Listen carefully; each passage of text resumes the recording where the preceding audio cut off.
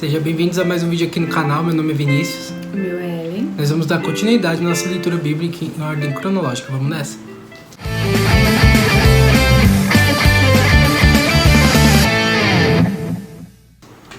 Em Levítico 24, fala sobre o candelabro. Versículo 1. O Senhor Deus disse a Moisés o seguinte: diga aos israelitas que tragam o melhor azeite para manter sempre aceso o candelabro que está na tenda sagrada. Todas as tardes Arão acenderá um candelabro e manterá aceso a noite toda ali na presença de Deus o Senhor, do lado de fora da cortina que fica em frente da Arca da Aliança. Essa lei deverá ser obedecida por você e pelos seus descendentes para sempre. Arão cuidará dos seus pavios das lamparinas do candelabro de ouro puro, para que fiquem sempre acesas na presença do Senhor. 12 pães, cada um pesando 2 quilos, deverão ser feitos da melhor farinha e posto na mesa de ouro puro que fica na presença de Deus o Senhor. Os pães deverão ser arrumados em 2 pilhas, 6 pães em cada pilha. Em cima das 2 pilhas será colocado incenso puro, para lembrar que todos os pães são oferecidos ao Senhor com ofertas de alimento. Todo sábado, para sempre, o grande sacerdote colocará os pães em ordem na mesa, na presença de Deus o Senhor. Esses pães representam a aliança eterna dos israelitas com o Senhor e pertencerão para sempre ao sacerdote que são descendentes de Arão. Os pães são muito sagrados, pois são uma oferta de alimento dada ao Senhor, por isso os sacerdotes os comerão num lugar sagrado. Pecado e castigo. Havia entre os israelitas um homem que era filho de um egípcio casado com uma mulher israelita. Ela se chamava Selomite e era filha de Debri, da tribo de Dan. Certo dia no acampamento, numa briga com um israelita, esse homem blasfemou contra o nome de Deus, o Senhor, e o amaldiçoou. Levaram o homem a Moisés e o deixaram preso até que o Senhor dissesse o que deviam fazer. O Senhor disse a Moisés: leve esse homem para fora do acampamento. As pessoas que o ouviram blasfemar contra mim colocarão a mão na cabeça dele, e depois o povo todo o matará a pedrada. E diga ao povo: quem amaldiçoar o seu Deus pagará por esse pecado, e esse será morto a pedrada por todo o povo. Não importa que seja israelita ou um estrangeiro que mora no meio de vocês. Quem blasfemar contra o nome de Deus, o Senhor Deus, será morto. Aquele que matar uma pessoa será morto. Quem matar um animal doméstico de outra pessoa dará ao dono outro animal do mesmo valor, um animal pelo outro. Se alguém ferir outra pessoa, farão com ele a mesma coisa que ele fez. Quebradura por quebradura, olho por olho, dente por dente, ele será ferido do mesmo jeito que feriu a outros. Quem matar um animal doméstico da outra pessoa dará ao dono outro animal. Quem matar uma pessoa será morta. A lei é a mesma para os estrangeiros que moram no meio de vocês e para os israelitas. Eu sou o Senhor, o Deus de vocês. Então Moisés disse tudo isso aos israelitas. Aí eles pegaram o homem que havia amaldiçoado o nome de Deus e o levaram para fora do acampamento e ali mataram a pedrada. Assim eles fizeram aquilo que o Senhor havia ordenado a Moisés. Aqui nesse capítulo 24 fala muito um ditado, né? Que não é um ditado, é um versículo, né? Que fala olho por olho, dente por dente. Meio fora de contexto, né?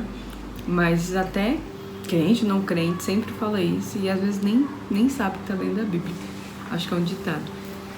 Em Levítico 25 diz assim: o Senhor Deus falou com Moisés no Monte Sinai e mandou que ele dissesse ao povo de Israel as seguintes leis: quando vocês entrarem na terra que o Senhor Deus lhe dar, deixem que de 7 em 7 anos a terra descanse em honra ao Senhor. Durante 6 anos que semeiem seus campos, ponham as parreiras e colham as uvas. Mas ao 7º ano será um ano de descanso sagrado para a terra, um descanso dedicado a Deus o Senhor. Nesse ano semeará o seu campo, e ninguém podará as suas parreiras. Ninguém colherá o trigo que vai crescer por si mesmo, nem podará as parreiras, nem colherá uvas. Será um ano de descanso completo para a terra. Os campos não serão semeados, mas mesmo assim produzirão bastante para alimentar todos os israelitas. Escravos, seus escravos, empregados estrangeiros que vivem no meio do povo, e também os animais domésticos, os animais selvagens, tudo o que a terra produzir servirá de alimento. Conte 7 semanas de anos, isso é, 7 anos vezes 7, o que dá um total de 49 anos. Então no dia 10 do 10º mês, que é o dia do perdão, mandem um homem tocar a trombeta em todo o país.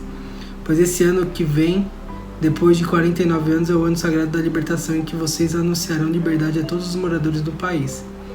Nesse ano, todos os que tiverem sido vendidos como escravos voltarão livres para suas famílias, e todos os campos que tiverem sido vendidos voltarão a pertencer ao primeiro dono. Nesse ano, ninguém semeará os seus campos, nem colherá o trigo que crescer por si mesmo, nem podará as parreiras, nem colherá uvas, pois o ano da libertação é sagrado para o povo, e nele todos se alimentarão somente daquilo que a terra produzir por si mesma. No ano da libertação, todas as terras que tiverem sido vendidas voltarão a pertencer ao primeiro dono. Na venda ou na compra de terras, não explorem os outros.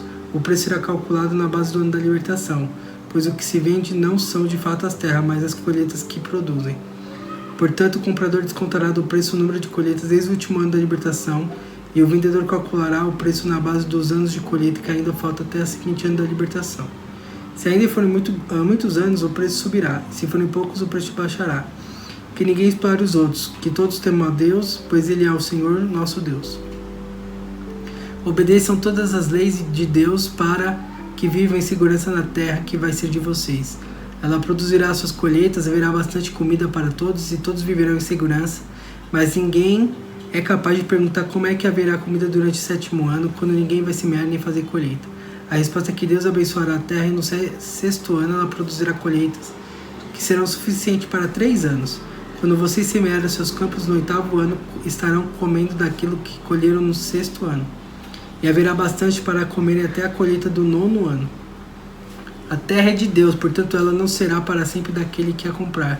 Deus é o dono dela, e para ele nós somos estrangeiros que moram por um pouco de tempo na terra dele. Assim, quando o terreno for vendido, seu antigo dono será o primeiro a ter o direito de tornar a comprá-lo. Se um israelita ficar pobre e precisar vender uma parte de suas terras, seu parente mais chegado deve tornar a comprar o que ele vendeu. Mas se ele não tiver um parente que compre as terras, é possível que mais tarde ele mesmo fique rico outra vez, podendo assim tornar a comprar o terreno que vendeu.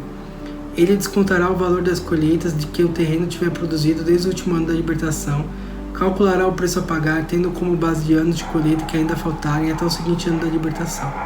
Assim ele será novamente o dono do terreno, mas se ele não tiver o suficiente para tornar a comprar o terreno, então este ficará pertencendo ao comprador até o seguinte ano da libertação.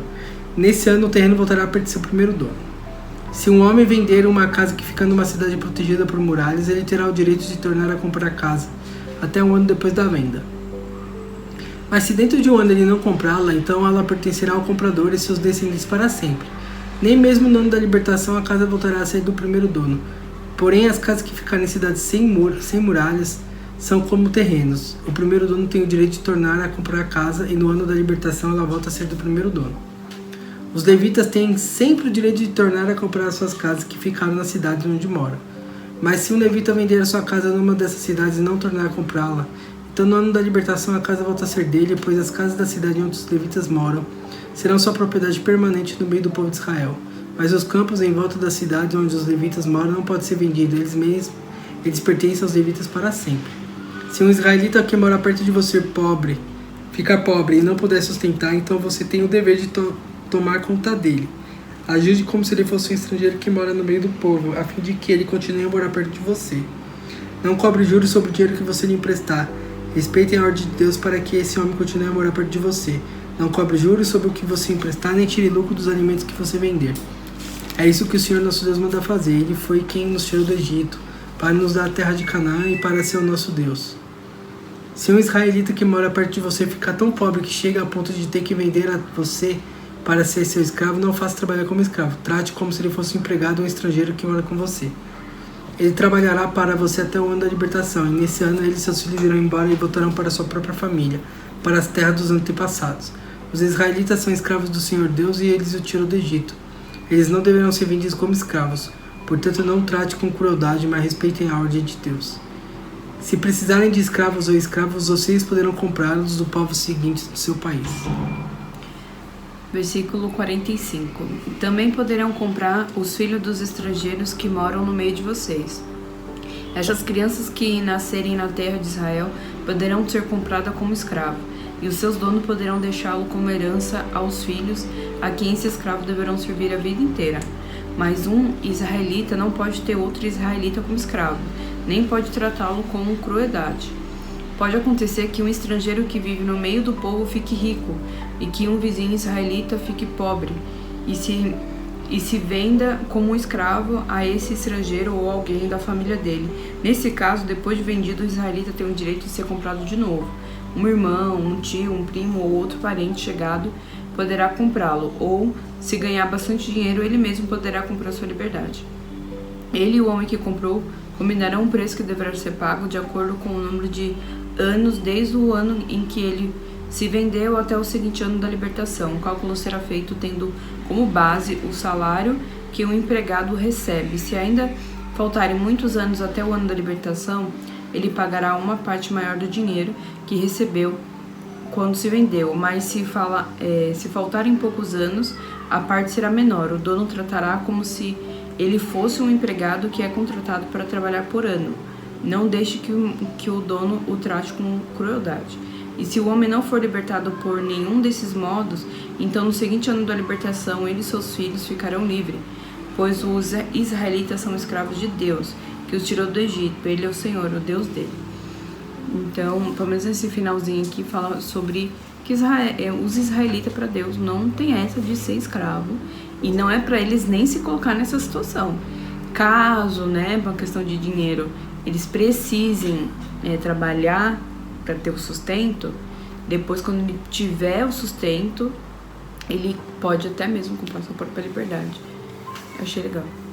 E assim, se Deus libertou o povo, por que o próprio irmão, o próprio povo vai escravizar? Então Deus ele institui isso para realmente o povo ser livre, que nada venha a ser o suficiente para aprisionar o povo. Então é isso, pessoal. Se você gostou desse vídeo, deixe seu like, compartilhe com mais pessoas, se inscreva no canal. Até o próximo. Tchau, tchau.